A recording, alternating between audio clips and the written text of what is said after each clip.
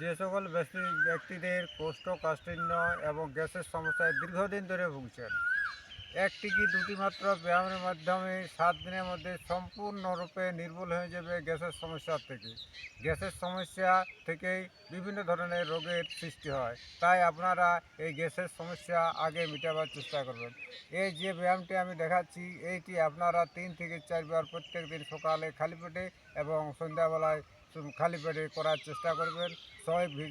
এই ভিডিওটি আপনারা শেষ পর্যন্ত দেখার চেষ্টা করুন, তাহলে সম্পূর্ণরূপে বুঝতে পারবেন। দেখুন, প্রথমে এরকম বজ্রাসনে আপনারা এইভাবে বসবেন।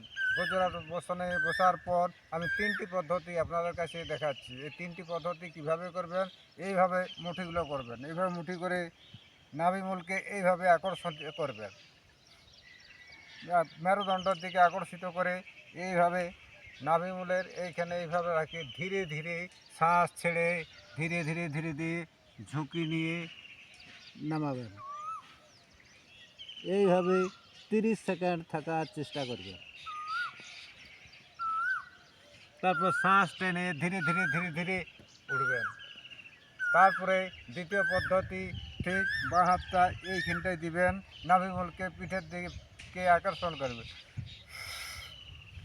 এইভাবে ধীরে ধীরে ধীরে ধীরে শ্বাস ছেড়ে ছেড়ে এইভাবে 30 সেকেন্ড এইভাবে ঝুঁকে থাকবেন। শ্বাস টেনে উঠবেন।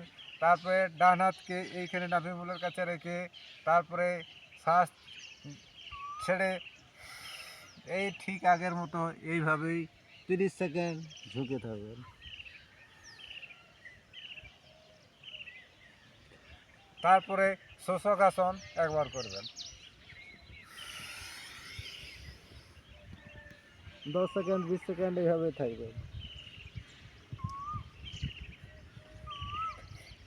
তারপরে এইভাবে পবন মুক্ত আসন করবেন। তারপর সুপ্ত বজ্রাসনে যে আগে দিকে ঝুঁকে হলে পেছন দিকে ব্যায়াম করার চেষ্টা করবেন।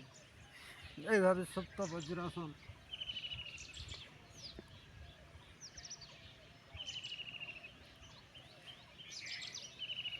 এইভাবে 30 সেকেন্ড থাকবে। এইভাবে নিয়মিত সকালে খালি পেটে আপনার এবং সন্ধ্যাবেলায় খালি পেটে করলে সম্পূর্ণ কোষ্ঠকাঠিন্য থেকে 7 দিনের মধ্যে আপনারা মুক্ত হয়ে যাবেন।